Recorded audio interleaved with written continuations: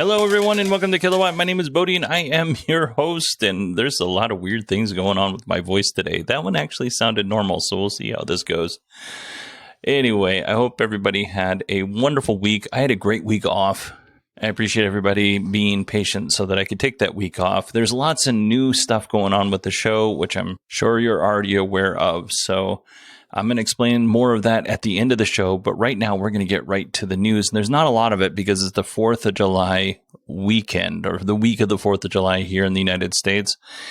And honestly, all of the news articles I read were pretty light. They were full of empty calories. So I put the best ones together, and this week's going to be a really short show. So let's jump into it.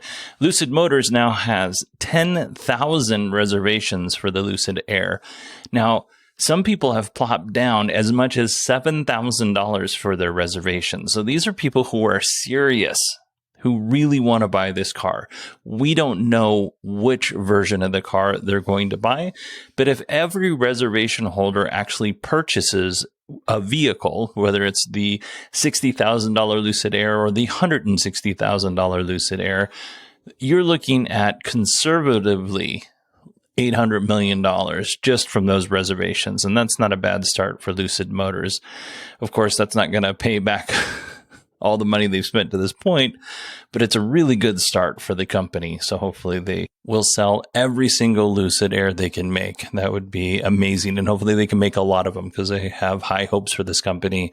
I'm actually a future stockholder in Lucid Motors right now, which brings me to CCIV, which is the SPAC, the special acquisition company that Lucid is going to be merging with.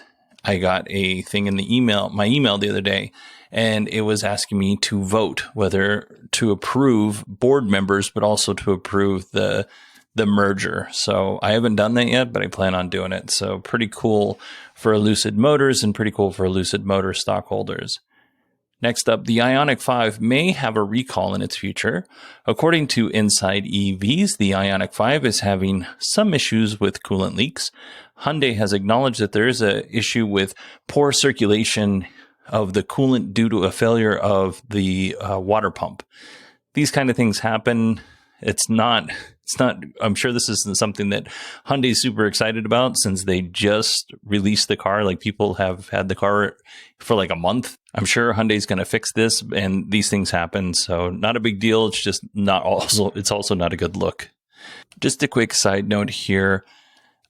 In addition to doing this podcast, which makes me absolutely no money, my real job is a firefighter. And many of you know this, and you send me articles about the Rosenbauer electric fire truck. Now, I'm not a big fan of the company Rosenbauer for a variety of reasons, some of which I've talked about on this show, but I won't bore you today. But I am happy to announce that my favorite fire truck manufacturer, which is Pierce, they have announced the Pierce Volterra. Cool name. And what else is cool about this fire truck is it actually looks like a North American fire truck. Now, the Rosenbauer is a pretty truck, but it looks more like a European fire truck. The Pierce looks like every other fire truck that they build, except for it's, electric. And there is an internal combustion motor, just in case, you're on a long fire or something like that. You don't want to, if you run out of the batteries, you still want the truck to be able to operate because it's an emergency vehicle, but that won't run unless the batteries get too low. So to give you an idea of how much better this is for the planet, the ladder truck that I drive gets about, on a good day, it gets about 3 miles to the gallon. This thing is a pig. So this news makes me really happy that Pierce is, I always suspected that they were working on an electric fire truck. When I was back at the Pierce factory in 2019, I kept wanting to see their research lab. They wouldn't show it to me, and they kept telling me no, but I kept asking because I figured they were working on something like this. So really good news, and congratulations to Pierce. It's a good looking truck. Right now it's only an engine, so the one that pumps water. There's no platform for ladder trucks or squads or rescues or anything like that, but still, it's a good start. If you're hearing my voice right now, there is a very good chance that there is an ad in this episode. If you don't want to listen to ads or you don't want to listen to this particular message, go to patreon.com/kilowatt to learn more. All right, let's jump into our Tesla news here. It's the 4th of July weekend, as I mentioned before, and if you live in California, you may have access to some free supercharging starting on July 2nd at 12 p.m. and ending at July 5th at 5 p.m. Some superchargers in California will be free to charge at. Now, I don't know which ones. Maybe it'll tell you in the Tesla app. I don't know. I don't know Tesla and I don't live in California. But here's what the Tesla Owners Online Club or page had to say. Avoid the rush this 4th of July holiday and charge for free before 12 p.m. and after 9 p.m. at select California superchargers. I got the times wrong. Sorry about that. Between Friday, July 2nd and Monday, July 5th. For faster charging anytime, navigate to your destination using Trip Planner to optimize your route and automatic preconditioning your battery. So, yeah, I'm sure this only applies to a select few people who actually listen to this show. And if you're one of them, congratulations. You get some free supercharging. Next up, it was reported that 285,000 or 245,000 Tesla vehicles were recalled in China. Now, the number discrepancy has to do with which outlet was reporting it, but the reason for the recall was an autopilot issue. Now, this seems like headline-wise, this seems terrible, but it's not really that big of a deal, turns out. The issue was fixed by a simple software update. So Tesla added a chime when drivers activated autopilot. So pretty simple. Like apparently some drivers were accidentally activating autopilot without knowing it. So now when you activate it, you get a chime. So yes, it probably affected somewhere between 245,000 and 285,000 Teslas. Was it really a recall? I mean, I guess kind of, but it really wasn't. It was just done over a software update, which is pretty cool because when my van needs a software update, I actually have to take it to the dealer and then they do the updates. Even though it can connect to my Wi-Fi, it irritates me beyond no end.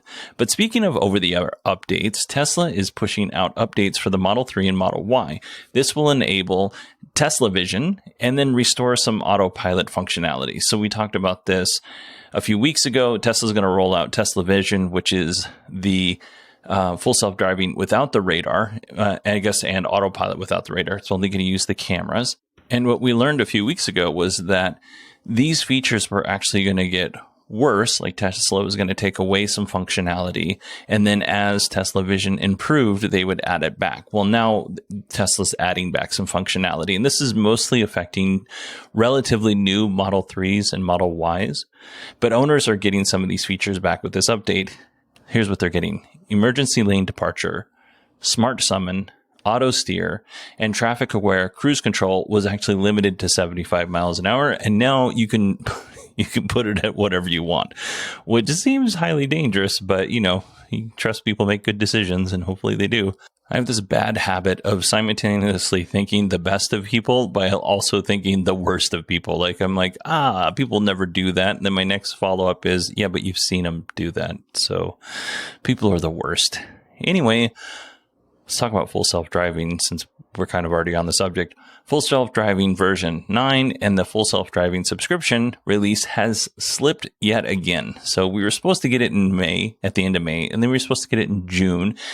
Now it's looking like we won't find out until next week, if we find out at all, because based on Tesla's history, we may get this same message next week that it's delayed a week or 2 weeks, because that's kind of how this whole thing works. I don't understand why they can't just announce the price. Like if the feature isn't ready, that's totally fine. Just tell us what the price is. I don't get it. To me, it all seems very frustrating.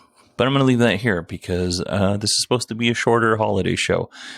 And that's it. That's our whole news, everybody. I told you it was going to be pretty short. Now that we've gone through all that, let's talk about the changes that are going to be made on the show. First of all, I have a new host and for the podcast, and this is how you get the podcast. I load the files onto the host, and the host sends it out through the RSS feed, and you get it into your app.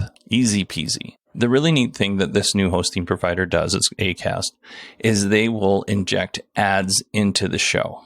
Now, Right now, I haven't determined exactly how many ads. It would be no more than 3 for sure, but probably 1 or 2. My goal is to make this show flow smoother while still making a little bit of money to help pay for it. So if you're a Patreon supporter, good news, because you're not going to get any ads at all, and you're not going to get a Patreon plug. All you're going to get is the news. That's it. If you're not a Patreon supporter, that's totally fine. You don't have to be, but you're going to get an ad at the beginning of the show. You're going to get a Patreon plug at the middle, and then you might get an ad at the end of the show. Like I said, my goal was to make the show run smoother, but still find a way to help pay for it. Because right now it's pretty expensive, and there are things that I would like to do with this show that take more money than I'm bringing in. And as time goes on, I'm going to share those things with you when it becomes appropriate. Right now, we're in the early stages, and I'm a little overwhelmed with the software and all that good stuff. But anyway, I think it's going to be better overall. I think the show is going to flow smoother. We're going to get right to the news. Basically, no more of me blabbing for 6 minutes at the beginning of the show before I get to the news. Everything's going to become smoother, and more importantly, it's going to become more cohesive. So I'm really looking forward to that. I hope everybody has a wonderful 4th of July weekend. Even if you don't live in the United States, I hope you have a really nice weekend. But if you live in the United States, happy 4th of July. I hope you have a safe weekend, and I will talk to you next week.